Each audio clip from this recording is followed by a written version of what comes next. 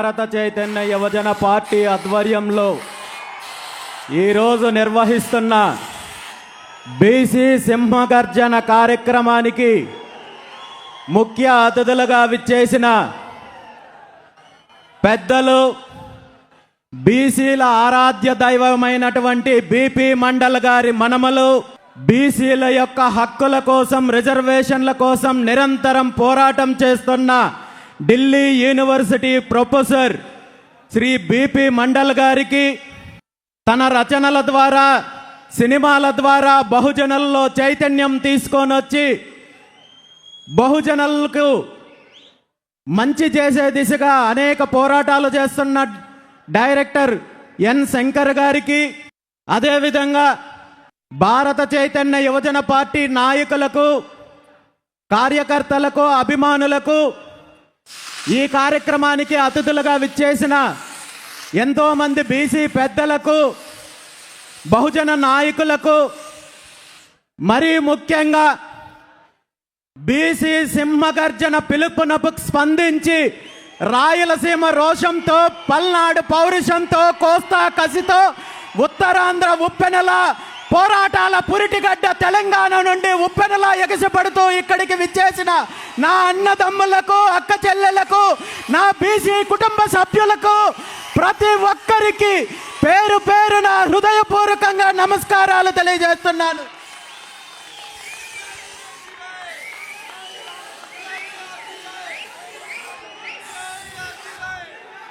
అదేవిధంగా ఈ కార్యక్రమానికి సహకరిస్తున్న పోలీస్ సిబ్బందికి, మీడియా సిబ్బందికి, సాంస్కృతిక కార్యక్రమాల్లో పాల్గొన్న ప్రతి ఒక్కరికి కూడా ధన్యవాదాలు తెలియజేస్తూ, ఈరోజు మనం కార్యక్రమానికి మొదలు పెట్టేక ముందు మొట్టమొదటిసారిగా వేదిక మీదున్న అనేక మంది కులదేవులతో పాటు బీసీల యొక్క అభ్యున్నతికి, బహుజనుల యొక్క అభివృద్ధికి ఎంతో కృషి చేసిన మహనీయులందరినీ కూడా స్మరించి కులదేవతల యొక్క ఆరాధన కార్యక్రమం చేసుకున్నాము. ఈ కులదేవతల ఆరాధన ఎందుకు అంటే, వృత్తుల ఆధారంగా ఏర్పడిన కులాల యొక్క అభివృద్ధి కానీ, రక్షణ కానీ కులదేవతలను ఆరాధించినట్టయితే ఖచ్చితంగా ఆయా కులాలకు, ఆయా సామాజిక వర్గాల వారికి, ఆయా వృత్తుల వారికి రక్షణ ఉంటుంది, అభివృద్ధి ఉంటుందని మన పెద్దలు చెప్తారు, మన శాస్త్రాలు చెప్తాయి. అదే వాస్తవం కాబట్టి మన తెలుగు రాష్ట్రాలతో పాటు భారతదేశం మొత్తం మీద ఉన్న బహుజనులందరికీ ఆ కులదేవతల ఆశీర్వాదం ఉండాలని, భవిష్యత్తులో మన హక్కుల కోసం, మన అధికారం కోసం, మన ఆత్మగౌరవం కోసం చేసే పోరాటానికి దేవుళ్ళందరి ఆశీర్వాదం మనకు ఉండాలని మనస్ఫూర్తిగా మీ అందరి తరపున ఈ సందర్భంగా ప్రార్థిస్తున్నాను. అదేవిధంగా మీరందరూ చూశారు, ఎంత చారిత్రాత్మకమైన ఒక సన్నివేశము, ఒక కార్యక్రమము ఇదే వేదిక మీదుగా చేయడం జరిగింది. అదే శ్రీకృష్ణ జాంబవతుల కళ్యాణోత్సవము. మనందరికీ తెలుసు, శ్రీకృష్ణుడు అంటే సాక్షాత్తు ఆ నారాయణుడు. భవిష్యత్తు తరాలకు, భవిష్యత్తు యుగాలకు భగవద్గీతను అందించిన దేవదేవుడు మాత్రమే కాదు, ఆనాటి దోపర యుగంలోనే భవిష్యత్తులో కులాల మధ్య చిచ్చులు రేపడతారు, కుట్రలు పన్నుతారు, కుతంత్రాలు పన్నే స్వార్థపరులు కలియుగంలో రాజకీయాల రూపంలో, రాజకీయ నాయకుల రూపంలో వస్తారని తెలిసి ఆనాడే శ్రీకృష్ణుడు మొట్టమొదటిసారిగా కులాంతర వివాహాలకు నాంది పలికి ఒక సామాజిక చైతన్యానికి పిలుపునిచ్చారనే విషయాన్ని మనందరికీ తెలియజేయాలనే ఉద్దేశంతో ఈరోజు ఈ వేదిక సాక్షిగా శ్రీకృష్ణ జాంబవతుల కళ్యాణోత్సవము నిర్వహించామనే విషయాన్ని ఈ సందర్భంగా తెలియజేస్తూ ఆ స్వామి అమ్మవార్ల ఆశీస్సులు అందరికీ ఉండాలి. ఈ రాష్ట్రానికి, తెలుగు రాష్ట్రాలకు, దేశానికి మంచి జరగాలి. మన సమాజంలో ఉన్న కుట్రలను ఛేదించి భవిష్యత్తులో అందరూ కూడా ఒక అభివృద్ధి దిశగా వెళ్ళాలని చెప్పి ఈ సందర్భంగా స్వామి అమ్మవారులను ప్రార్థించడంతో పాటు మీ అందరి సమక్షంలో ఈరోజు నేను ఒక్క మాట ఇస్తున్నాను. మనకు ఎన్నో దేవాలయాలు ఉన్నాయి, ఎంతో దేవతామూర్తులు ఉన్నారు, కానీ ఎక్కడ శ్రీకృష్ణ జాంబవతుల యొక్క దేవాలయం మన ప్రాంతంలో లేదు. కాబట్టి 2 తెలుగు రాష్ట్రాల ప్రజలందరికీ అందుబాటులో ఉండే ప్రాంతంలో ఆ స్వామివారి అనుగ్రహంతో శ్రీకృష్ణ జాంబవతుల దేవాలయాన్ని నిర్మించి సామాజిక చైతన్యానికి మరో అడుగు ముందుకు వేసే దిశగా ప్రయత్నం చేస్తాను, అది సాధిస్తానని చెప్పి ఈ సందర్భంగా మీ అందరికీ తెలియజేస్తూ, దాంతోపాటు ఈరోజు మీ అందరికీ తెలుసు బీసీ సింహగర్జన. చాలామంది నన్ను అడిగారు, బీసీ సింహగర్జన అనే పేరు ఎందుకు పెట్టారు? ఇది బీసీ గర్జనో లేదా బహుజన గర్జనో లేదా మరో గర్జన అని పెట్టచ్చు కదా, సింహగర్జన అనే పేరెందుకు పెట్టారని చెప్పి చాలామంది పెద్దలు నన్ను అడిగారు. దీనికి ఖచ్చితంగా కారణం ఉంది. సింహానికి ఒక లక్షణం ఉంటుంది. సింహానికి ఒక లక్షణం ఉంటుంది. అడవిలో ఎన్ని జంతువులున్నా, సింహం కంటే బలమైన జంతువులున్నా, సింహాన్ని మాత్రమే రాజు, అడవికి రాజు అని ఎందుకంటారో మీకు తెలుసా? సింహానికి తనకు ఏం కావాలో స్పష్టంగా తెలుసు. తనకి ఏం కావాలనే దానిపైన స్పష్టత ఉంటుంది. తనకు కావాల్సిన దాన్ని సాధించుకోవడానికి తనకు ఖచ్చితంగా సాధించుకునే వ్యూహం ఉంటుంది. కాబట్టి అడవికి రాజు సింహమైంది. ఈరోజు బీసీల యొక్క డిమాండ్లను నెరవేర్చుకోవడానికి, బీసీ ఉద్యమానికి నాంది పలకడానికి బీసీ సింహగర్జన పేరుతో ఈరోజు ఈ కార్యక్రమాన్ని నిర్వహిస్తున్నామని చెప్పి ఈ సందర్భంగా మీ అందరికీ తెలియజేస్తున్నాను. గత సంవత్సరం 2025 డిసెంబర్ 11వ తేదీన విజయవాడలో బీసీ మహాసదస్సు పేరుతో ఈ తెలుగు రాష్ట్రాల్లో ఉన్న బీసీల యొక్క సమస్యల పైన, బీసీల యొక్క డిమాండ్ల పైన అనేక మంది పెద్దలు, సంఘాలను ఆహ్వానించి చర్చించిన తర్వాత 5 ప్రధాన డిమాండ్లను నెరవేర్చుకోవడానికి భవిష్యత్తు ప్రణాళిక ప్రకటిస్తూ ఆనాడు ఈ బీసీ సింహగర్జన కార్యక్రమం గురించి, బహిరంగ సభ గురించి ప్రకటించడం జరిగింది.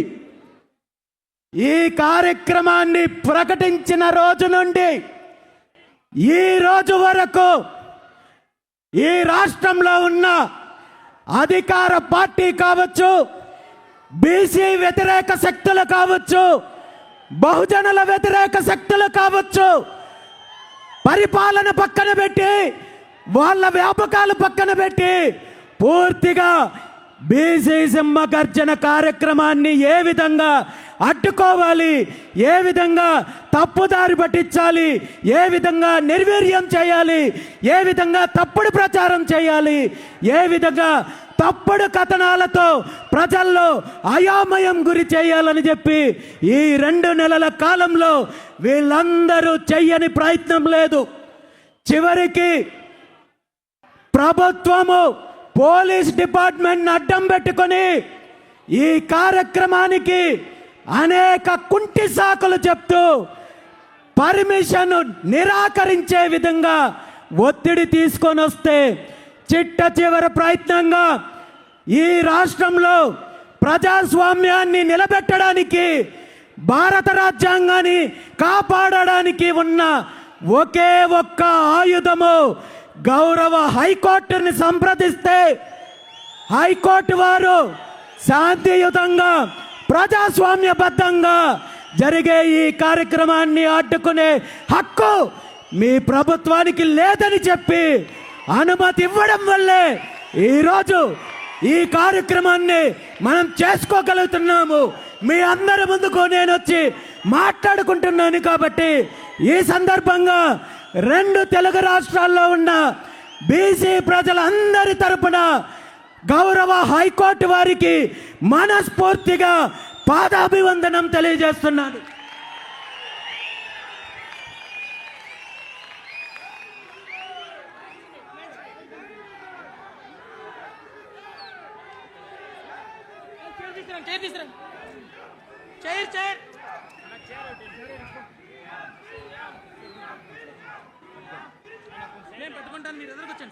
మీ అందరి సమక్షంలో గౌరవ హైకోర్టు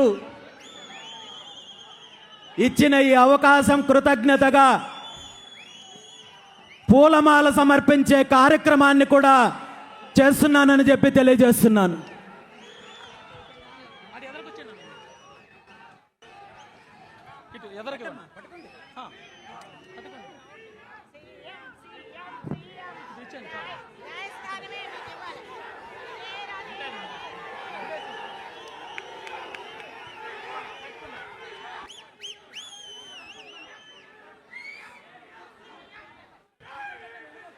ఈరోజు మనం అసలు ఈ బీసీ సింహగర్జన కార్యక్రమాన్ని ఎందుకు నిర్వహిస్తున్నాం? ఈ కార్యక్రమము నా వ్యక్తిగతమైన అజెండా కాదు, కేవలం పార్టీకి సంబంధించిన అజెండా కాదు, రాజకీయ అజెండా అంతకన్నా కాదు. దశాబ్దాల కాలం నుండి మన సమాజంలో 155% పైగా ఉన్న బీసీల యొక్క హక్కులను, డిమాండ్లను సాధించడం కోసము, మన ఆత్మగౌరవం కోసము, మన అధికారం కోసము చేసే ఉద్యమానికి నాంది పలుకుతూ ఈరోజు బీసీ సింహగర్జన కార్యక్రమాన్ని నిర్వహిస్తున్నాం.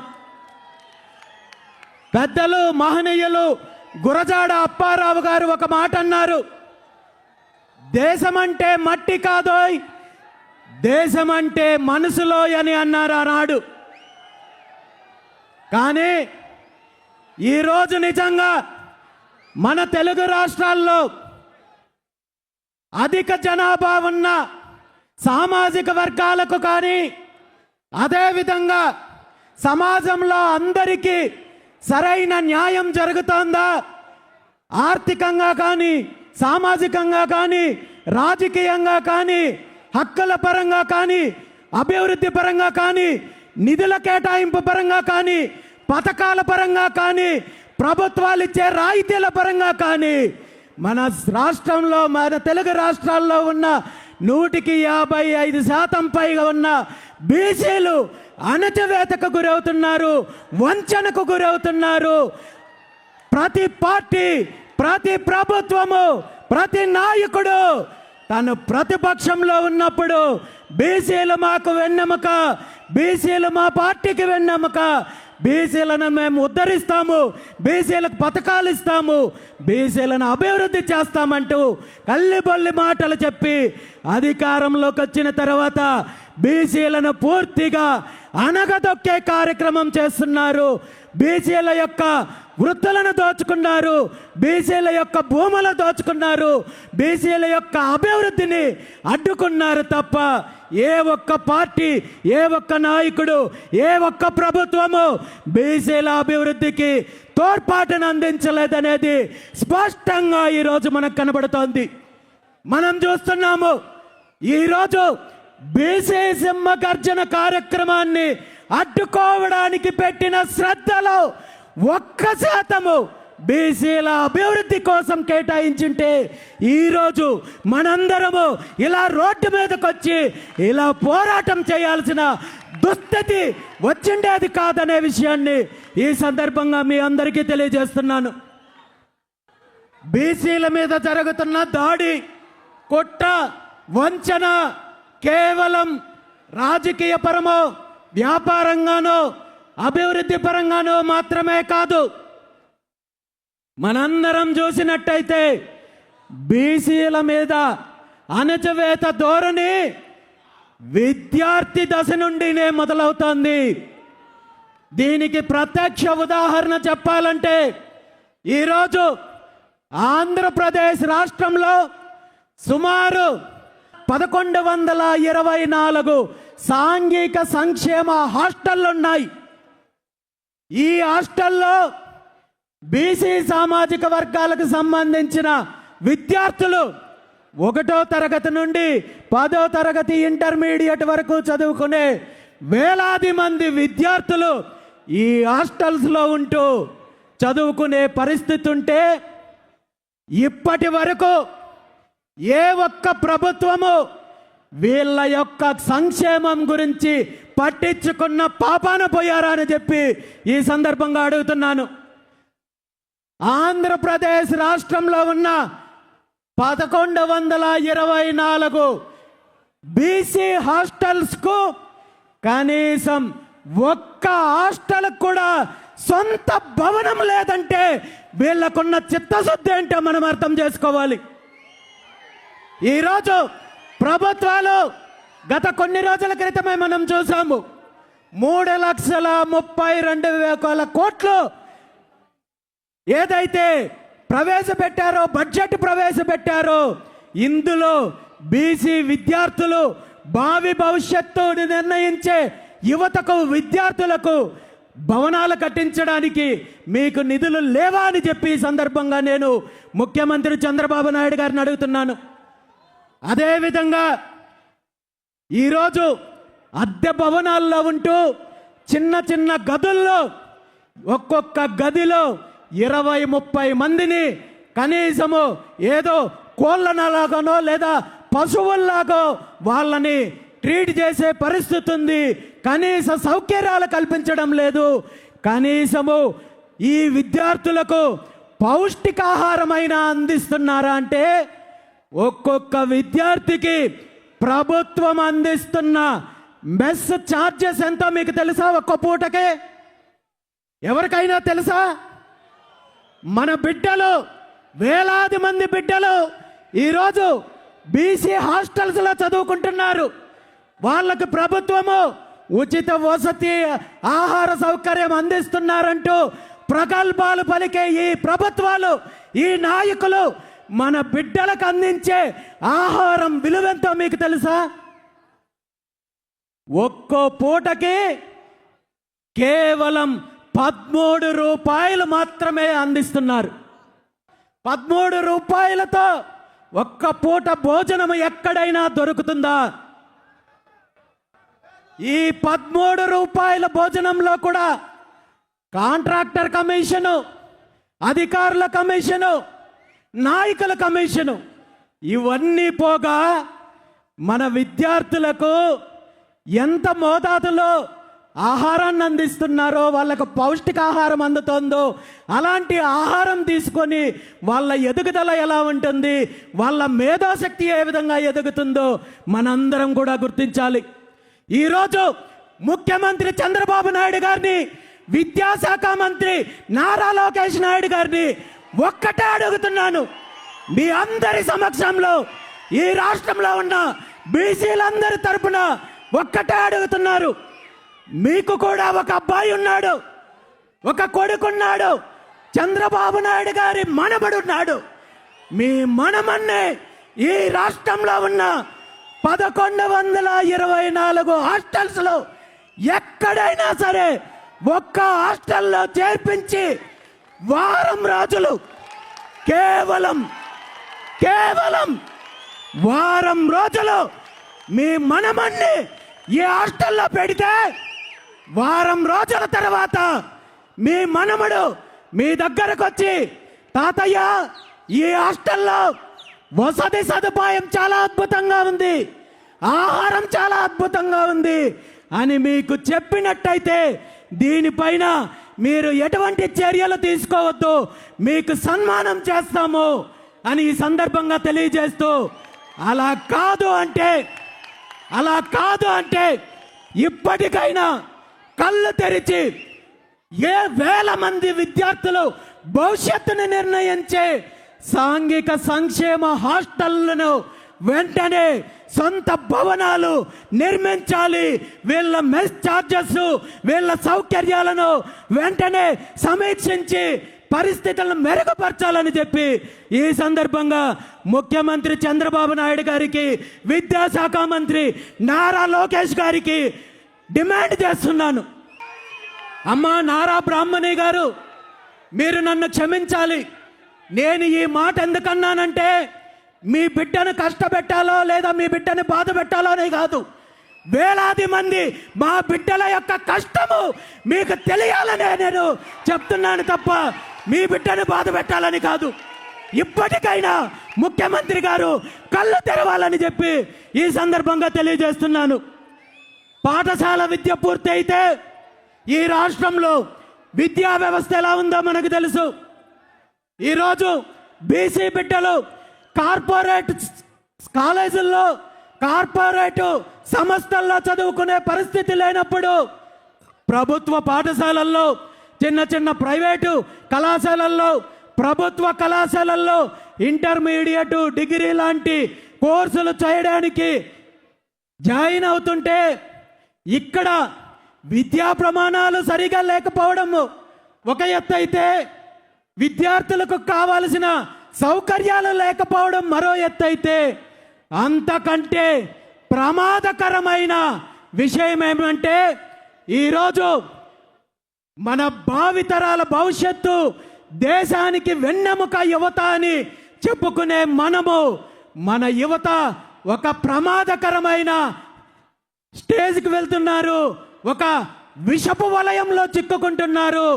అదే మారక ద్రవ్యాలు, డ్రగ్స్ ప్రపంచం ఈరోజు రాష్ట్రంలో ఎలా ఉంది అంటే, ఒకప్పుడు కేవలము సిటీలకు పబ్బులకు పరిమితమైన డ్రగ్స్, గంజాయి, మారక ద్రవ్యాలు ఈరోజు ఆంధ్రప్రదేశ్ రాష్ట్రంలో విచ్చలవిడిగా చాక్లెట్లు, బిస్కెట్లు అమ్మినట్టు ప్రతి ప్రాంతంలోనూ అమ్ముతున్నారు. ప్రతి ప్రాంతంలోనూ గంజాయి లభిస్తోంది, డ్రగ్స్ లభిస్తోంది. వీటి వల్ల ముఖ్యంగా నష్టపోతున్నది వీటి యొక్క విషపు కోరల్లో చిక్కుకొని ఆరోగ్యాన్ని, జీవితాన్ని, భవిష్యత్తుని నాశనం చేసుకుంటున్నది మన బహుజన బిడ్డలనే విషయాన్ని ఈ సందర్భంగా తెలియజేస్తున్నాను. అధికారంలో ఉన్న వాళ్ళు వీళ్ళ బిడ్డలను ఇలాంటి పరిస్థితులు ఉన్నాయి కాబట్టి విదేశాల్లో చదివించుకుంటున్నారు, పక్క రాష్ట్రాలకు తీసుకెళ్లి చదువుకుంటున్నారు.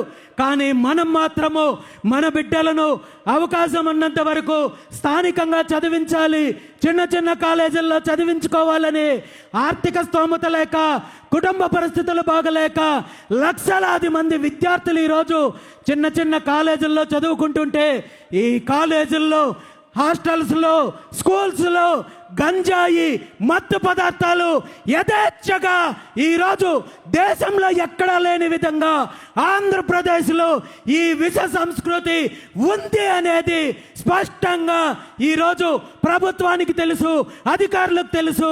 అయినప్పటికీ కూడా వీళ్ళ స్వార్థ రాజకీయాల కోసం, వీళ్ళు ఒక కుట్ర పన్ని, వీళ్ళ అవినీతి కోసం, వీళ్ళ యొక్క దోపిడీ కోసం, ధనార్జన కోసం మన పిల్లల భవిష్యత్తుని, వీళ్ళ ఆరోగ్యాన్ని పణంగా పెడుతున్నారనే విషయాన్ని ఈరోజు రాష్ట్రంలో ఉన్న విద్యార్థులందరికీ తెలియజేస్తున్నాను. ముఖ్యంగా విద్యార్థుల యొక్క తల్లిదండ్రులకు ఈ సందర్భంగా నేను ఒక్కటే విన్నవించుకుంటున్నాను. మీరు ఉద్యోగాల్లో ఉండొచ్చు, వ్యాపారాల్లో ఉండొచ్చు, కానీ మీ పిల్లల యొక్క పరిస్థితిని ఒక్కసారి గమనించండి అని చెప్పి ఈ సందర్భంగా రాష్ట్రంలో ఉన్న విద్యార్థుల యొక్క తల్లిదండ్రులందరినీ కోరుకుంటున్నాను. ఎందుకంటే ఈరోజు మారక ద్రవ్యాలు, డ్రగ్స్, అదేవిధంగా గంజాయి, మత్తుకి బానిసలయ్యి పూర్తిగా ఆరోగ్యాన్ని చెడగొట్టుకుంటున్నారు. నిజంగా మీ పిల్లలు గంజాయి తీసుకున్నారో లేదో, డ్రగ్స్ తీసుకున్నారో లేదో, దాని స్మెల్ కానీ మరొక్కటి కానీ లేకుండా ఈరోజు వీళ్ళు అలాంటి పదార్థాలను నేరుగా నికోటిన్ లాంటి పదార్థాలు ఊపిరితిత్తులకు వెళ్ళే విధంగా అలాంటి మత్తు పదార్థాలను అందిస్తున్నారు. మీకు వాసన బట్టో ప్రవర్తన బట్టో తెలిసే అవకాశం లేదు. కానీ ఈ విషపు వలయంలో మీ పిల్లలు చిక్కుకున్నట్టయితే ఖచ్చితంగా ఒక 10 సంవత్సరాలు దాటిన తర్వాత ఈ రాష్ట్రానికి సంబంధించిన యువత పూర్తిగా heart complaints, lungs complaints, liver complaints, ఈ విధంగా ఆరోగ్యాన్ని చెడగొట్టడంతో పాటు పూర్తిగా వాళ్ళ భవిష్యత్తు నాశనం అవుతుంది. కాబట్టి ఇప్పటికైనా ఇది ప్రభుత్వం ఏదో కట్టడి చేస్తుంది, చంద్రబాబు నాయుడు గారు ముఖ్యమంత్రి మరొకరు దీని మీద చర్యలు తీసుకుంటారనే నమ్మకం నాకైతే లేదు. కానీ విద్యార్థుల తల్లిదండ్రులు మాత్రము జాగ్రత్తగా ఉండాలి. మీ పిల్లల యొక్క ఆరోగ్యాన్ని కాపాడుకోవాలి, వారి భవిష్యత్తుని కాపాడుకోవాలని చెప్పి ఈ సందర్భంగా తల్లిదండ్రులకు తెలియజేస్తూ, మరీ ముఖ్యంగా మాతృమూర్తులకు ఒక్క విషయం తెలియజేస్తున్నాను. మామూలుగా పిల్లలంటే కేవలము ఆడబిడ్డల సంరక్షణ, వాళ్ళ రక్షణ మీదున్న శ్రద్ధ మగ పిల్లల పైన పెట్టాల్సిన పని లేదు అనే ఆలోచన ఉంటుంది. ఈ ఆలోచన కరెక్ట్ కాదు. ఆడబిడ్డలకి ఎంత ప్రమాదం ఉందో మగ బిడ్డల యొక్క భవిష్యత్తుకి, వారి ఆరోగ్యానికి అంతకంటే ఎక్కువ ప్రమాదం ఉంది. కాబట్టి మాతృమూర్తులు మీ కొడుకులు ఏం చేస్తున్నారు, ఎక్కడ తిరుగుతున్నారు అనే విషయాన్ని గమనించాలి. ఈ వీళ్లకు మీరు మాట్లాడండి, మీరు ధైర్యాన్ని నింపండి, మీరు నిజాయితీగా పెంచండి. అదేవిధంగా ప్రతి తల్లి కూడా ఒక జిదియాబాయాగా, ప్రతి బిడ్డని ఒక ఛత్రపతి శివాజీ లాగా ఒక వీరుడిగా తయారు చేయండి తప్ప ఈ డ్రగ్స్ బానిసానికో లేదా ఇలాంటి విషపు ప్రపంచంలో మీ పిల్లలు ఉన్నట్టయితే బయటకు తీసుకొచ్చే ప్రయత్నం చేయండి.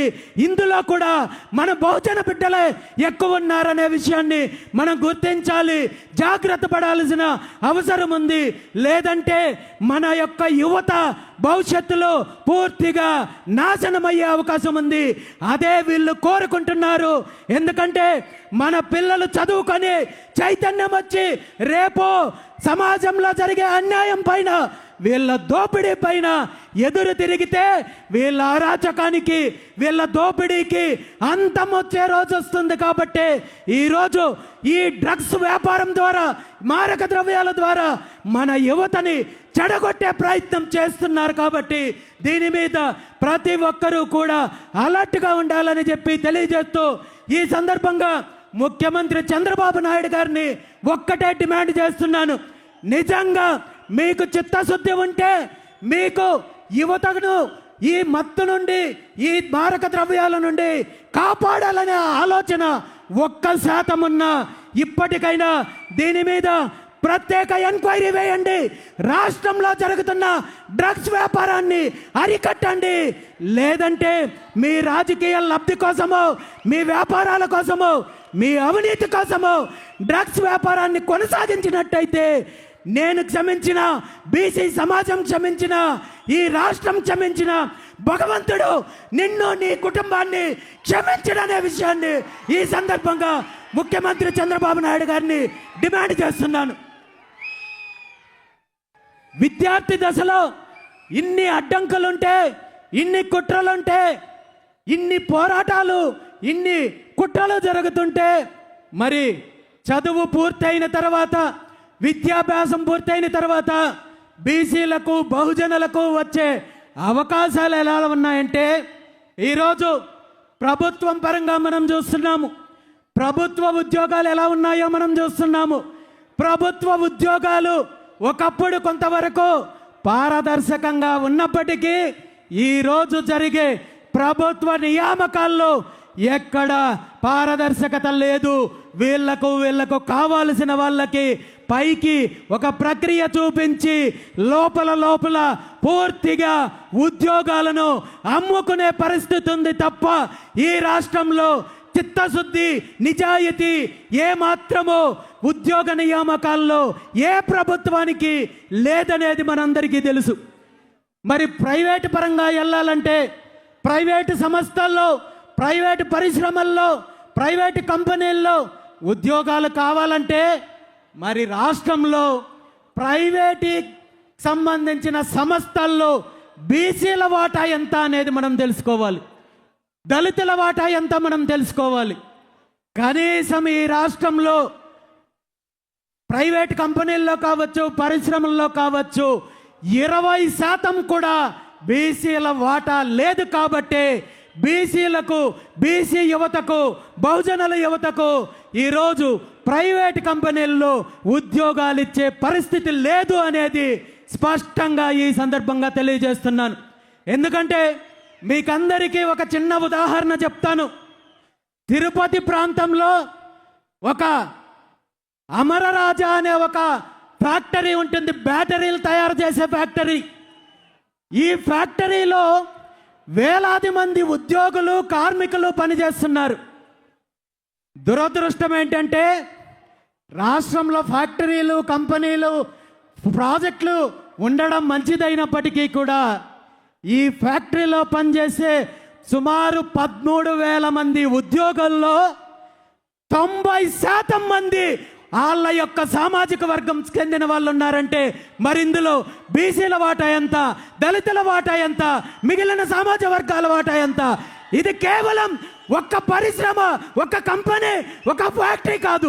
రాష్ట్రంలో ఉన్న అన్ని పరిశ్రమల్లో కూడా ఈ 2 పార్టీలు వారికి చెందిన, వారి కుటుంబానికి సంబంధించి ఏవైతే కోటరీ వ్యవస్థ ఉందో వాళ్ళను నియమించుకుంటున్నారు, వాళ్ళకు ఉద్యోగాలు ఇస్తున్నారు తప్ప మన బీసీ బిడ్డలు, దళిత బిడ్డలు చిన్న చిన్న ఉద్యోగాలు కావాలంటే పక్క రాష్ట్రాలకు పోవాల్సి వస్తుంది, పక్క దేశాలకు పోవాల్సి వస్తుంది. రాయలసీమ ప్రాంతంలో తీసుకుంటే సగం పైగా యువత బెంగళూరుకి వెళ్తున్నారు, చెన్నైకి వెళ్తున్నారు, కువైట్కి వెళ్తున్నారు.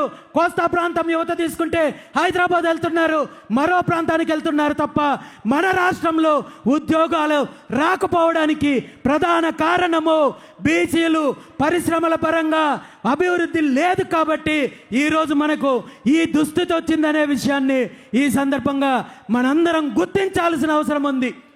అదేవిధంగా బీసీలు ఎదుర్కొంటున్న ప్రధాన సమస్యల్లో తీసుకుంటే ఇప్పుడు ప్రభుత్వంలో ఉన్న ఉద్యోగుల యొక్క దుస్థితి ఎలా ఉందో కూడా మనం చర్చించుకోవాల్సిన అవసరం ఉంది.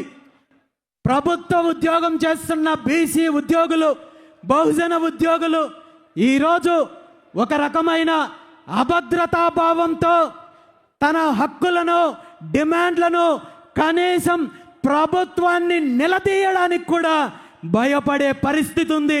ఎందుకంటే నోరు విప్పితే ట్రాన్స్ఫర్లు చేస్తారేమో అని భయము, ఇంక్రిమెంట్లు కట్ చేస్తారేమో అని భయము, కారణాలు చూపించి సస్పెండ్ చేస్తారేమో అని భయము.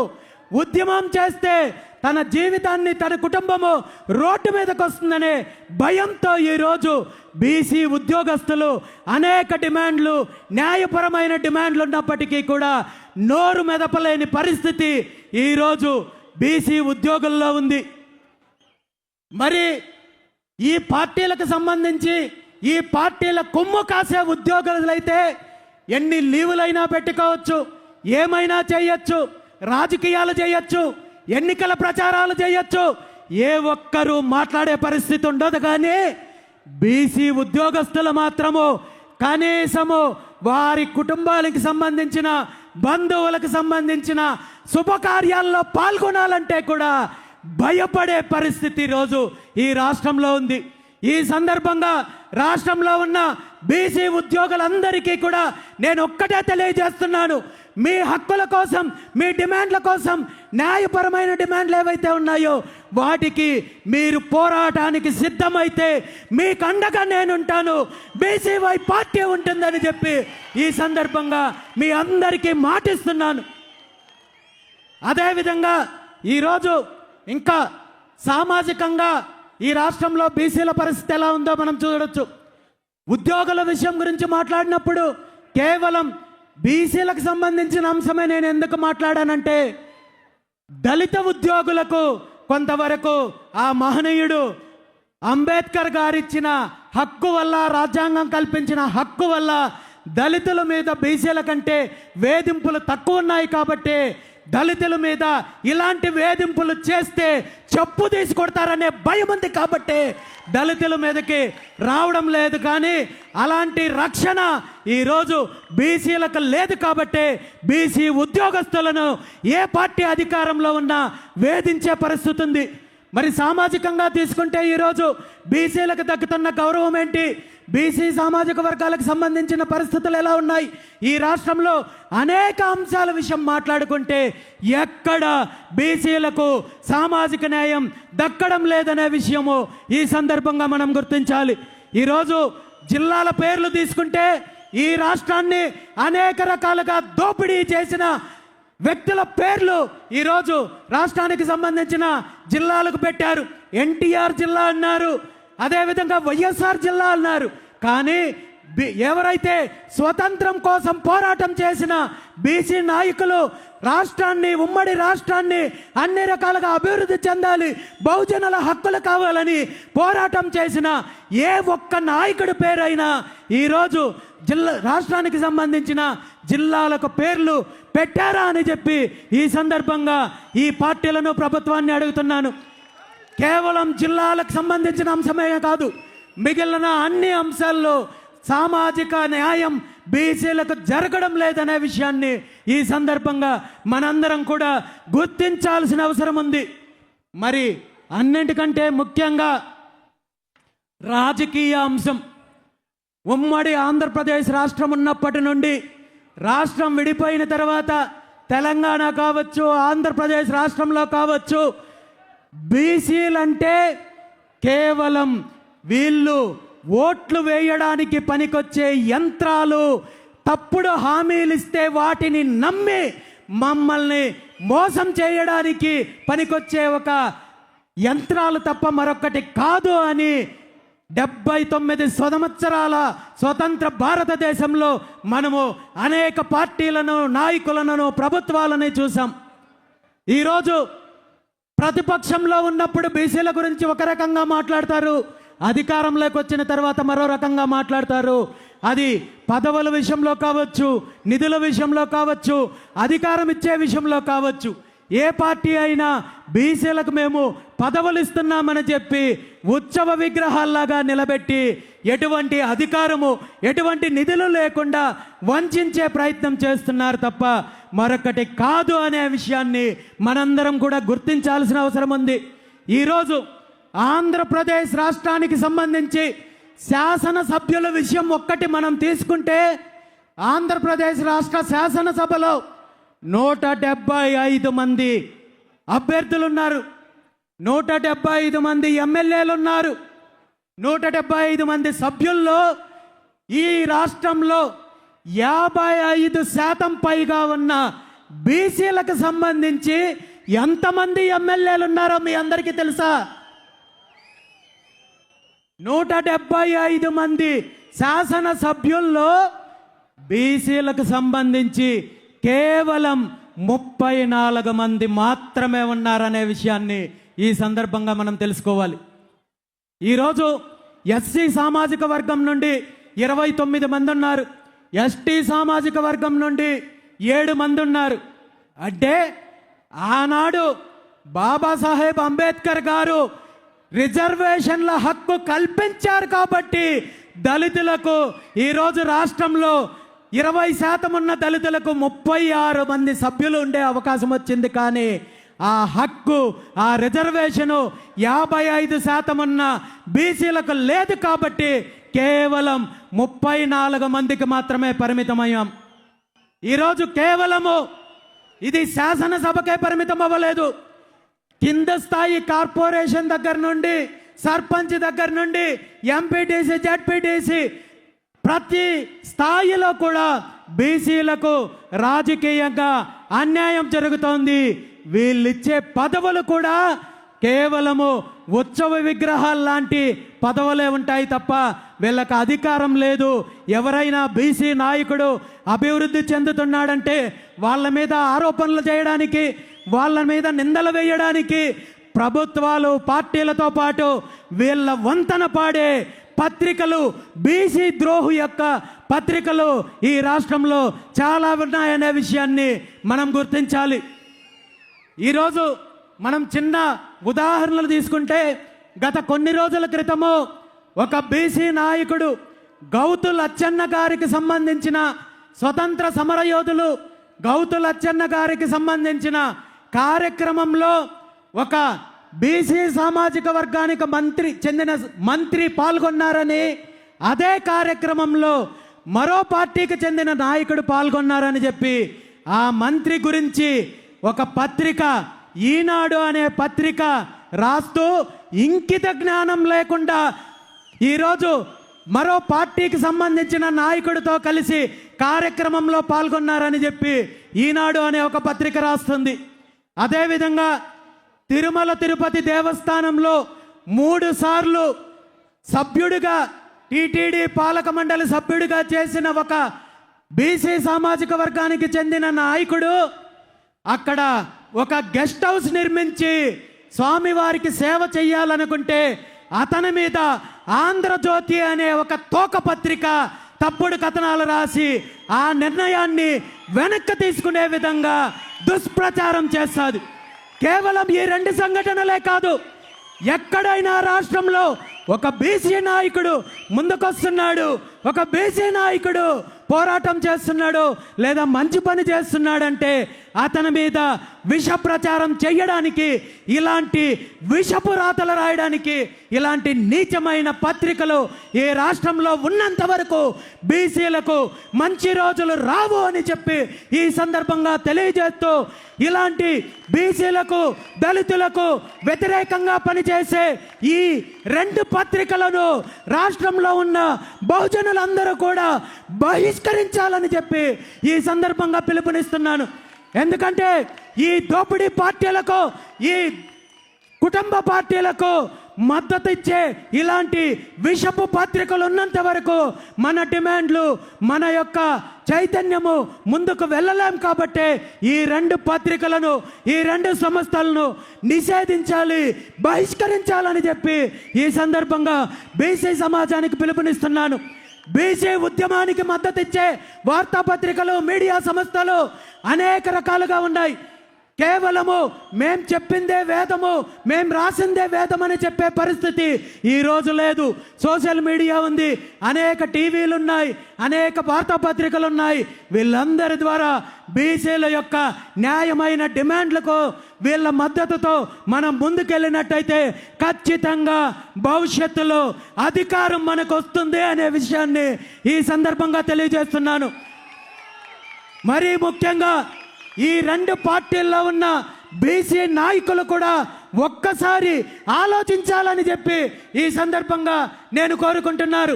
ఇంకెంతకాలం ఈ బానిసత్వం, ఇంకెన్ని తరాలు ఈ వంచన, ఇంకెన్ని తరాలు ఈ ఆత్మగౌరవాన్ని చంపుకొని ఈ పార్టీలు మోచేతి దగ్గర, మోకాళ్ళ దగ్గర కూర్చొని మన భవిష్యత్తుని, ఈ రాష్ట్ర అభివృద్ధిని పూర్తిగా కుంటపడేలా చేసి వీళ్ళ యొక్క దోపిడీకి మనం మద్దతు ఇవ్వాలి, వీళ్ళ దోపిడీకి మనం అండగా నిలబడాలి. ఇప్పటికైనా మనం మారాల్సిన అవసరము, చారిత్రాత్మకమైన అవసరం ఉంది. మీరందరూ కూడా ఆలోచించాలని చెప్పి ఈ సందర్భంగా ఈ దోపిడీ పార్టీల్లో ఉంటున్న బీసీ నాయకులను కోరుకుంటున్నాను. నాకు తెలుసు ఈ పార్టీల్లో ఉన్న ఏ ఒక్క నాయకుడికి స్వతంత్రం లేదు, అధికారం లేదు. కేవలం పేర్లు పెట్టుకోవడానికి మాత్రమే ఈరోజు పదవులు ఇస్తున్నారు తప్ప మీ పరిస్థితి ఎలా ఉందో నాకు తెలుసు. కాబట్టే ఈరోజు మీ అందరికీ పిలుపునిస్తున్నాను. మీరు ఆలోచించి ఒక్క అడుగు ముందుకు వేయండి. ఈ దోపిడీ పార్టీలను బంగాళాఖాతంలో కలిపేయడానికి నేను సిద్ధంగా ఉన్నానని చెప్పి ఈ సందర్భంగా తెలియజేస్తున్నాను. మీ పెద్దరికానికి, మీ గౌరవానికి ఏమాత్రం ఆటంకం లేకుండా మీ స్థాయిని పెంచే విధంగా నేను మీ అందరి ముందుంటాను. నాలో ఏవైనా, నా నిర్ణయాల్లో ఏవైనా లోటుపాట్లుంటే, తప్పులుంటే మీరు దీన్ని గుర్తించినట్టయితే సరిదిద్దుకోవడానికి నేను సిద్ధంగా ఉన్నాను. ఈ 2 తెలుగు రాష్ట్రాల్లో ఉన్న బీసీ నాయకత్వము ఒక్కతాటిపైకి రావాల్సిన చారిత్రాత్మకమైన అవసరం ఉందని చెప్పి ఈ సందర్భంగా తెలియజేస్తూ ఖచ్చితంగా భవిష్యత్తులో బీసీలకు రాజ్యాధికారం వచ్చేంత వరకు ఆంధ్రప్రదేశ్ రాష్ట్ర ముఖ్యమంత్రి పదవి దగ్గర నుండి, తెలంగాణ రాష్ట్ర ముఖ్యమంత్రి పదవి దగ్గర నుండి అన్ని స్థాయిల్లో బీసీలకు నిజమైన అధికారం రావడానికి మిగిలిన అన్ని వర్గాలతో కలిపి, దళితులతో కలిపి, కాపులతో కలిపి, వైశ్యులు, బ్రాహ్మణులు, అన్ని సామాజిక వర్గాలు ఈ 2-3 పార్టీలు ఏవైతే దోపిడీ పార్టీలు ఉన్నాయో వీళ్ళ బాధితులే. కాబట్టి మనమందరము కూడా ఏకమవ్వాల్సిన చారిత్రాత్మకమైన అవసరము ఇప్పుడు వచ్చిందని చెప్పి ఈ సందర్భంగా మీ అందరికీ పిలుపునిస్తున్నాను. ఎందుకంటే ఈ పార్టీల వల్ల, వీళ్ళ దోపిడీ వల్ల, వీళ్ళ వంచనకి గురవుతున్నది ప్రధానంగా బీసీలు అయినప్పటికీ కూడా మిగిలిన సామాజిక వర్గాలను కూడా వీళ్ళు ఇలాగే వాడుకుంటున్నారు.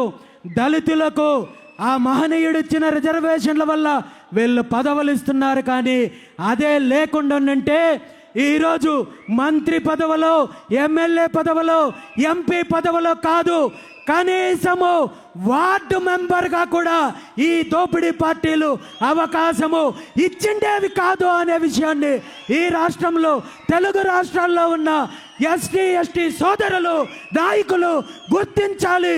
ఇప్పటి వరకు 79 సంవత్సరాల నుండి రిజర్వేషన్లు అనుభవిస్తున్నప్పటికీ కూడా దళితులను కేవలము వీళ్ళ చెప్పు చేతుల్లో పెట్టుకొని బానిసత్వంతో వాడుకుంటున్నారు తప్ప అధికారం లేదు, అభివృద్ధి లేదు. కాబట్టి దళితుల్లో చైతన్యం రావాల్సిన అవసరం ఉంది. ఈ ఉద్యమంలో కలిసి రావాల్సిన చారిత్రాత్మకమైన అవసరం ఉందని చెప్పి ఈ సందర్భంగా పిలుపునిస్తున్నాను.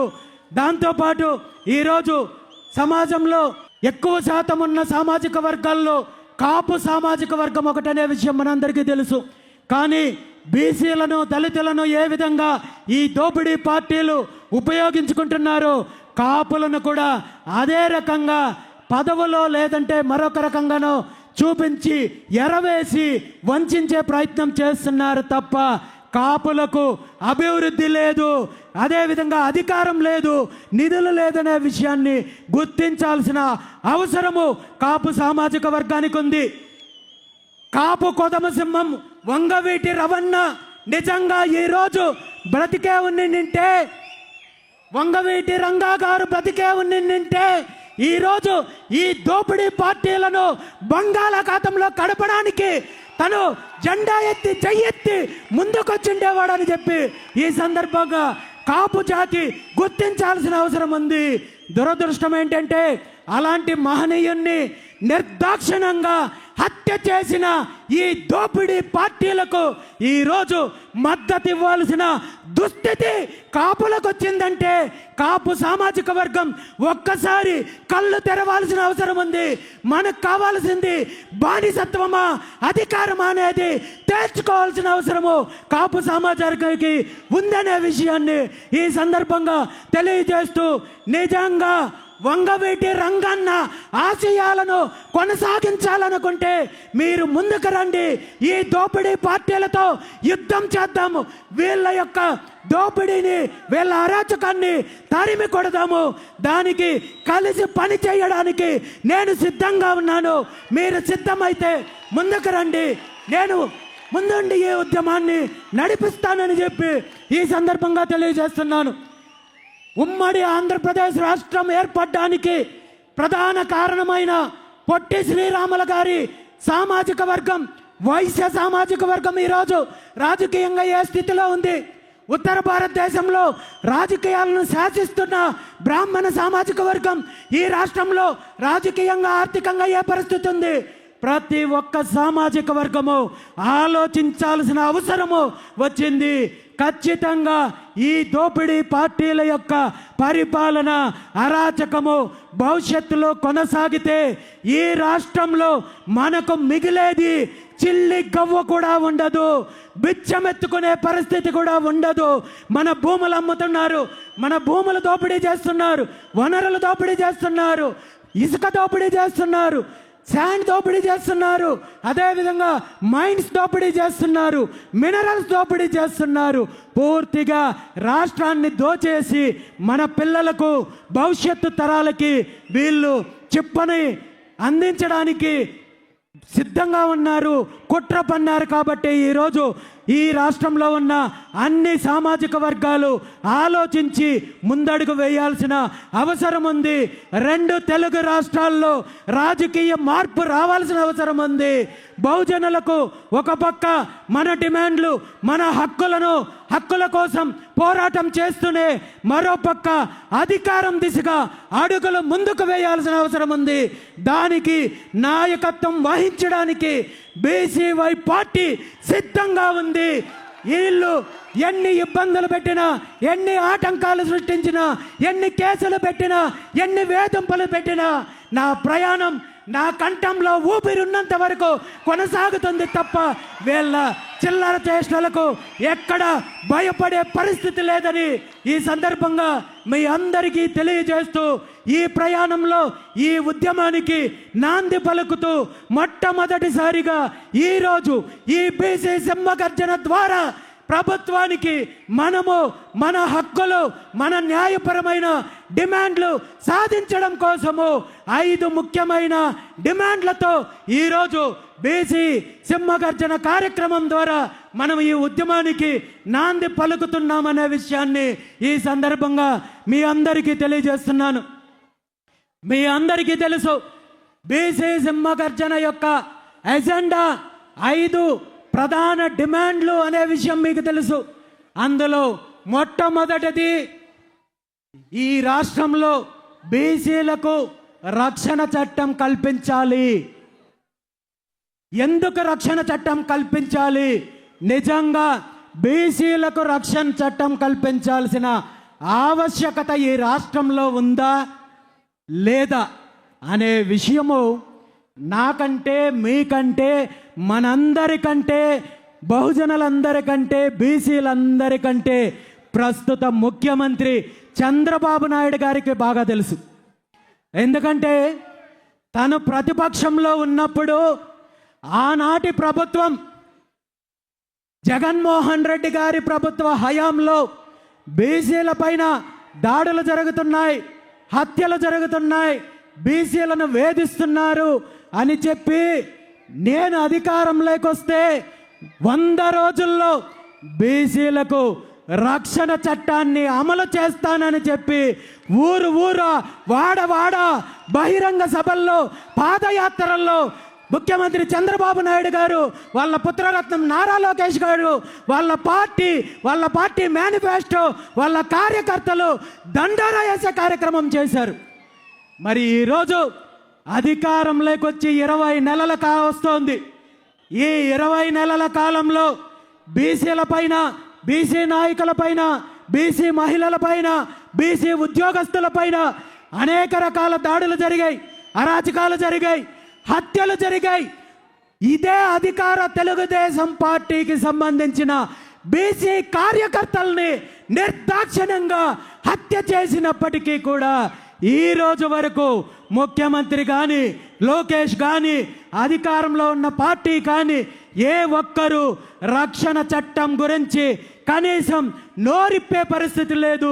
తేలుగుట్టిన దొంగల్లాగా ఈ 18 నెలల కాలంలో ఎన్ని రకాలుగా రక్షణ చట్టం యొక్క ఆవశ్యకత గురించి బీసీ నాయకులు, సంఘాలు, బీసీవై పార్టీ పోరాటం చేసినప్పటికీ కూడా ఒక్క అడుగు కూడా ముందుకు వెయ్యని పరిస్థితి ఉంది. దీని మీద ప్రభుత్వం నిర్ణయం తీసుకోకపోగా మరీ ఘోరంగా వీళ్ళ యొక్క తోకపత్రిక ఏదైతే ఉందో ఈనాడు ద్వారా తప్పుడు రాతలు రాసే ప్రక్రియను కొనసాగిస్తున్నారు. ఎప్పుడైతే బీసీ సింహగర్జన ఎజెండాని ప్రకటించామో వెంటనే చంద్రబాబు నాయుడు గారిని గత 40 సంవత్సరాల నుండి తన చీకటి రాజకీయాలకు, కుట్ర రాజకీయాలకు ఏ విధంగా వంత పాడుతూ వస్తుందో అదే విధంగా ఈనాడు పత్రిక బీసీ ఉద్యమాన్ని నీరు కార్చడం కోసము తప్పుడు కథనాలు, తప్పుడు వార్తలు రాయడానికి ప్రయత్నం చేసిందనే విషయాన్ని మనందరం చూసాము. బీసీ రక్షణ చట్టం సిద్ధమైపోయింది, ముసాయిదా సిద్ధమైపోయింది, రేపో మాపో ముందుకొచ్చేస్తోందంటూ ఎక్కడ ముఖ్యమంత్రి గారు కానీ, వాళ్ళ పుత్రరత్నం కానీ ఆ పార్టీకి సంబంధించిన నాయకులు కానీ మంత్రులు కానీ ఎమ్మెల్యేలు కానీ ఎంపీలు కానీ ఏ ఒక్కరూ ప్రకటన చెయ్యకపోయినా ముఖ్యమంత్రి గారు వాళ్ళ పుత్రరత్నానికి అనధికారికంగా సర్వశాఖ మంత్రి అప్పచెప్పినట్టు సమాచార శాఖ ఏమైనా ఈనాడు పత్రిక అప్పచెప్పారేమో మరి వీళ్ళు ఎటువంటి ప్రకటన లేకుండా తప్పుడు రాసే ప్రయత్నం చేశారు. ఇప్పటికీ కూడా ముఖ్యమంత్రికి ప్రభుత్వానికి ఈ బీసీ రక్షణ చట్టం అమలు చేయాలనే చిత్తశుద్ధి లేదు అనేది మనం గుర్తించాలి. ఇప్పుడు ఒక్కటే డిమాండ్ చేస్తున్నాను, ఇప్పటికైనా మీ కుట్ర రాజకీయాలు పక్కన పెట్టి వెంటనే బీసీలకు రక్షణ చట్టం కల్పించాల్సిన బాధ్యత మీకుంది అని చెప్పి ఈ సందర్భంగా ముఖ్యమంత్రి చంద్రబాబు నాయుడు గారిని డిమాండ్ చేస్తున్నాను. మరో ముఖ్యమైన అంశం ఏంటంటే బీసీలకు రాజధాని ప్రాంతంలో 1000 ఎకరాలు కనీసం 1000 ఎకరాలు కేటాయించమని చెప్పి మనం డిమాండ్ చేస్తున్నాం. బీసీలకు నిజంగా భూములు ఎందుకు కేటాయించమంటున్నాం? దీని మీద మనం ఏమైనా వీళ్ళు చేస్తున్నట్టు రియల్ ఎస్టేట్ వ్యాపారం చేయడానికా, లేదంటే అవినీతి చేయడానికా, లేదంటే దోపిడీ చేయడానికా అంటే ఖచ్చితంగా కాదు. బీసీలకు భవిష్యత్తు అవసరాల కోసం భవిష్యత్తులో బీసీ భవనాలు, బీసీలకు సంబంధించిన విద్యా సంస్థలు నిర్మించడానికో పరిశ్రమలు స్థాపించడానికో మీరు చెప్పుకునే అభివృద్ధిలో ఈ రాష్ట్రంలో ఉన్న 55% పైగా ఉన్న బీసీల యొక్క వాటా మేము ఈరోజు అడుగుతున్నాము. ఇది మీరు పెట్టే భిక్ష కాదు, బీసీల యొక్క హక్కు అని చెప్పి ఈ సందర్భంగా నేను తెలియజేస్తున్నాను.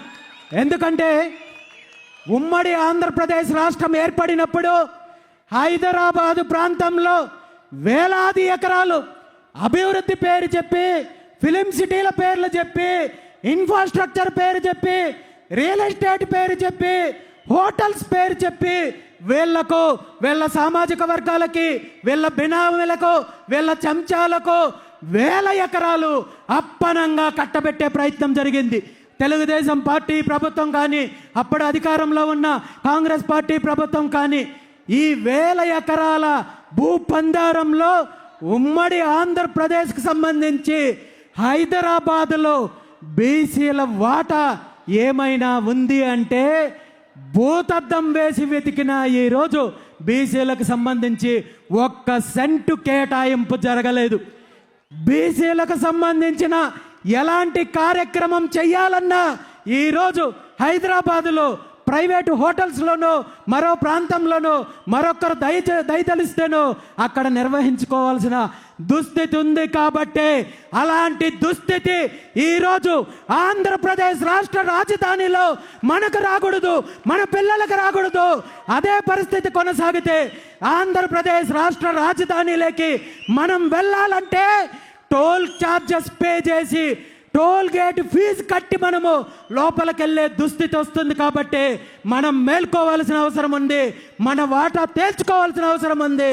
ఖచ్చితంగా ముఖ్యమంత్రి చంద్రబాబు నాయుడు గారికి డిమాండ్ చేస్తున్నాను, ఈ అంశం పైన మీరు నిర్ణయం తీసుకోవాలి.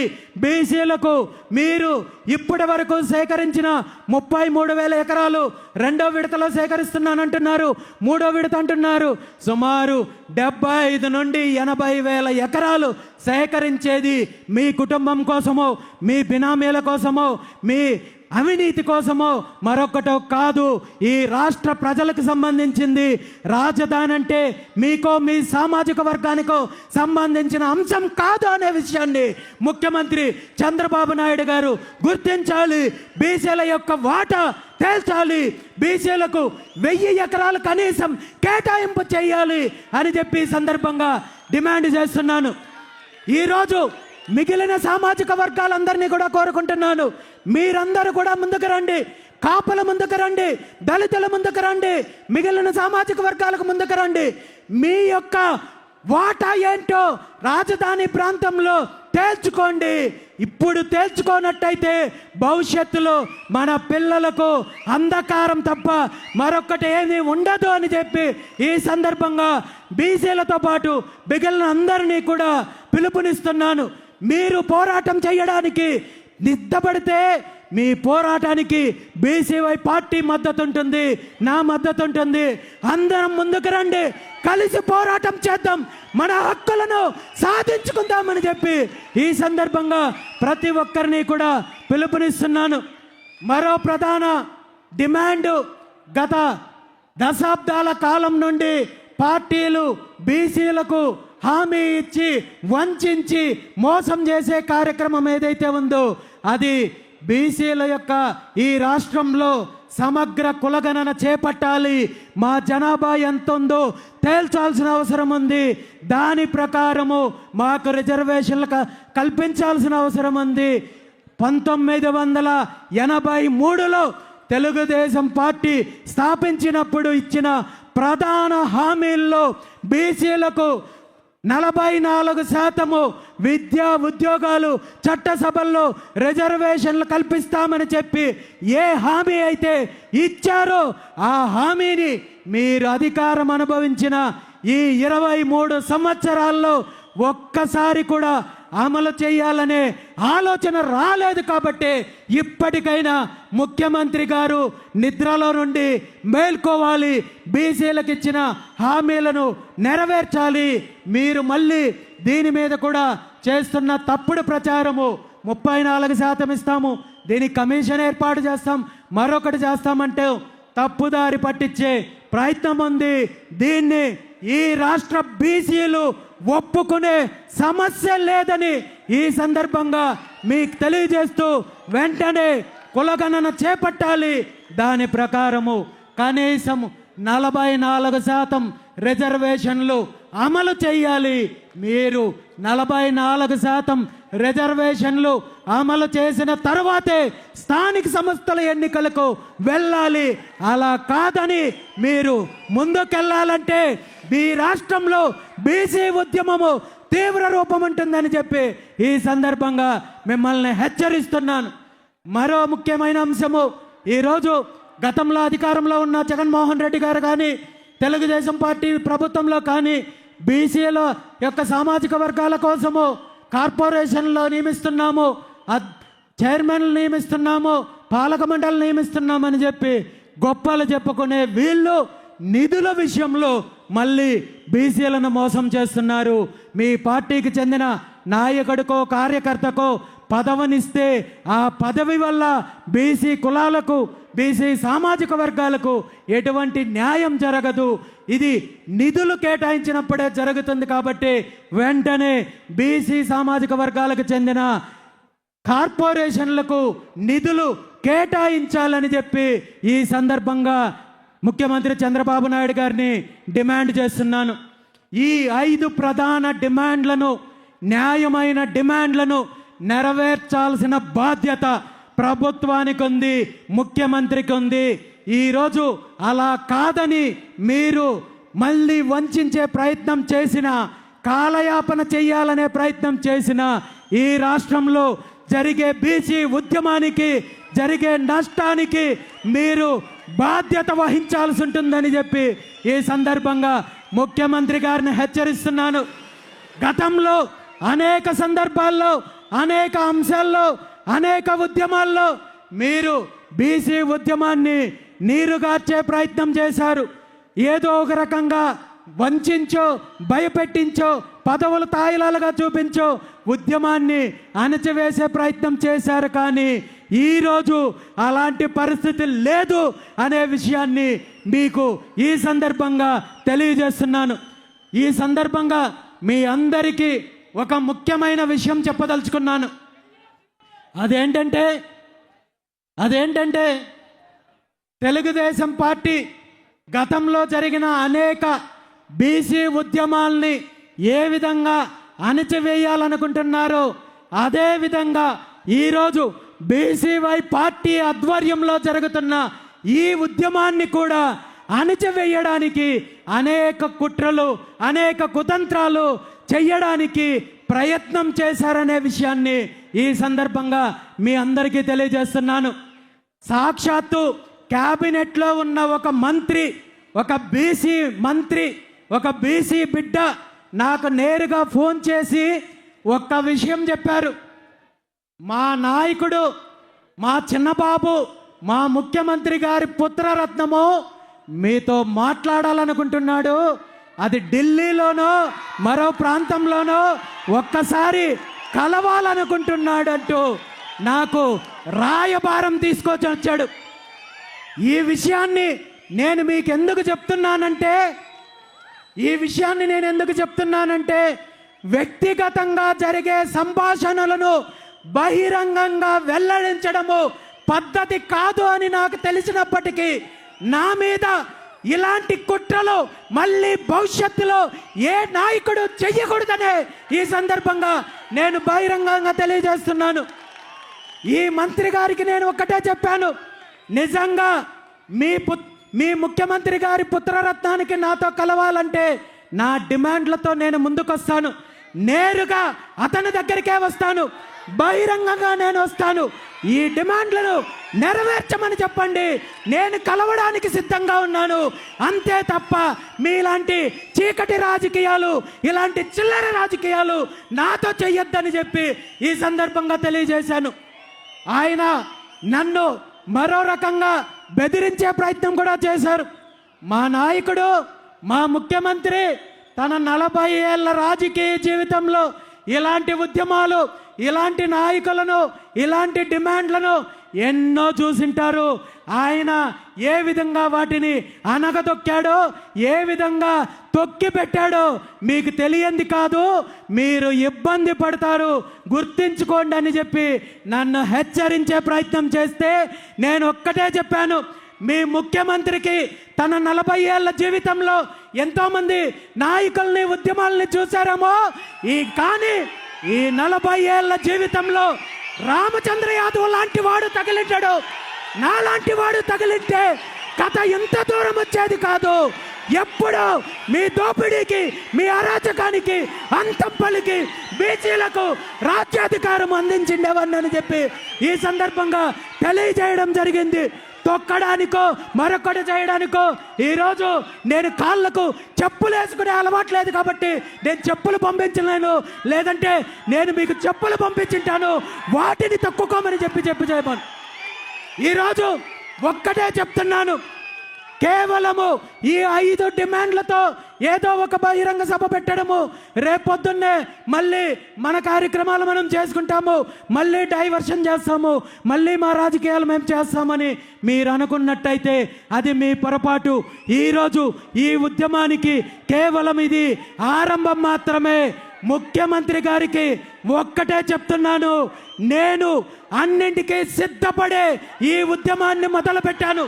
మీ బెదిరింపులకు, మీ తప్పుడు కేసులకు, మీ అక్రమ కేసులకు నేను కాదు కదా, నా కాలు మీద ఉన్న వెంట్రుక కూడా భయపడదని చెప్పి ఈ సందర్భంగా తెలియజేస్తున్నాను. ఈ సందర్భంగా నేను ఒక్కటే చెప్తున్నాను, ఆనాడు శ్రీకృష్ణ భగవానుడు న్యాయంగా ఉన్న, న్యాయం వైపు నిలిచిన పాండవుల కోసము రాయబారం వెళ్తూ కురుక్షేత్రానికి ముందు కౌరవుల వద్దకు రాయబారం వెళ్ళి న్యాయంగా సగం రాజ్యం ఇవ్వమన్నాడు. అలా కుదరకపోతే కనీసము 5 ఊర్లు ఇవ్వమన్నాడు. ఆ 5 ఊర్లు ఇవ్వలేదు కాబట్టి కురుక్షేత్రం జరిగింది, రాక్షస సంహారం జరిగింది.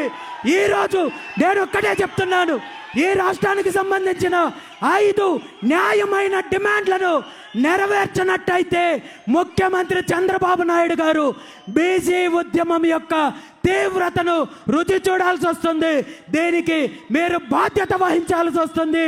నేను ఈరోజు వ్యక్తిగత జీవితాన్ని, వ్యాపార జీవితాన్ని, కుటుంబ జీవితాన్ని అన్నింటినీ తెగించి ఈ రాష్ట్రంలో ఒక మార్పు కోసం, అధికారం కోసం, మీ దోపిడీ యొక్క అంతం కోసం పోరాటం చేస్తున్నాను. ఈరోజు బీసీల యొక్క ఉద్యమంలో ఈ 5 డిమాండ్లు సాధించడానికి మళ్ళీ సంవత్సరాల, దశాబ్దాలు కాలం గడవాల్సిన అవసరం లేదు. ఇప్పటికే ఎన్నో తరాలు ఈరోజు కాలం గడిచిపోయింది, ఎన్నో కుట్రలకు బలయ్యాము, దోపిడీకి బలయ్యాము. మన తాతలు ఈరోజు వంచనకు గురయ్యారు, తండ్రులు వంచనకు గురయ్యారు. మనము ఈరోజు అదే పరిస్థితుల్లో ఉన్నాం. మన భవిష్యత్తు తరాలు, మన పిల్లలకు ఖచ్చితంగా ఈ దోపిడీ నుండి విముక్తి కలిగించి మనం హక్కులు, అధికారాన్ని అందించాల్సిన బాధ్యత ఉంది. కాబట్టి ఈరోజు ముఖ్యమంత్రి గారికి నేను బీసీ సమాజం తరపున, ఈ రాష్ట్రంలో ఉన్న 3 కోట్ల మంది బీసీల తరపున ఒక్కటే అడుగుతున్నాను. ఈ న్యాయమైన 5 డిమాండ్లను నెరవేర్చడానికి మీకు 30 రోజులు గడువిస్తున్నాను. మీకు మార్చి 31వ తేదీ వరకు గడువిస్తున్నాను. ఈ గడువులోగా ఈ 5 డిమాండ్లను నెరవేర్చాల్సిన బాధ్యత మీకుంది. అలా కాదని మేనమేషాలు లెక్కించి తప్పుడు ప్రచారాలతో, కుట్ర రాజకీయాలతో బీసీలను వంచాలనే ప్రయత్నం చేస్తే నేను ఆమరణ నిరాహార దీక్షకు సిద్ధంగా ఉన్నానని చెప్పి తెలియజేస్తున్నాను. దానికి ముహూర్తం కూడా ఇప్పుడే ఇక్కడే చెప్తున్నాను. బాబాసాహెబ్ అంబేద్కర్ గారు సాక్షిగా ఈరోజు మీ అందరి ముందు తెలియజేస్తున్నాను. మహాత్మా జ్యోతిరావు పూలే గారి జయంతి ఏప్రిల్ 11వ తేదీన విజయవాడ నడిబొడ్డులో రాజధాని ప్రాంతంలో ఆమరణ నిరాహార దీక్షకు నేను సిద్ధంగా ఉన్నానని చెప్పి ఈ సందర్భంగా తెలియజేస్తూ, ఈరోజు బీసీల యొక్క న్యాయమైన డిమాండ్లను నెరవేరుస్తారా లేదా బీసీ ఉద్యమానికి మీరు ముందుకొస్తారో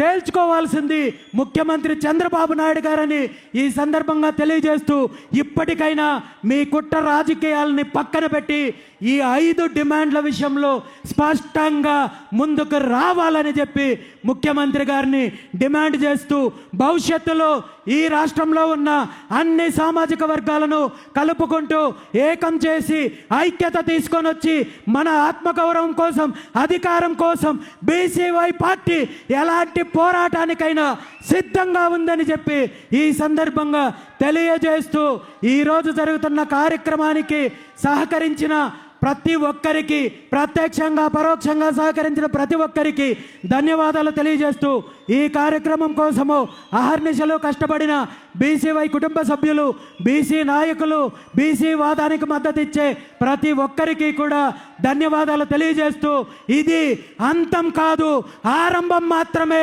ఈ రాష్ట్రంలో మరో చరిత్ర రాయడానికి, మన యుగం ఆరంభం కావడానికి, మన శకం మొదలవ్వడానికి ఇది ఆరంభం అనే విషయాన్ని ఈ సందర్భంగా తెలియజేస్తూ, మీ అందరికీ కూడా మరొక్కసారి ధన్యవాదాలు తెలియజేస్తూ, జై హింద్, జై బీసీ, జై బీసీవై.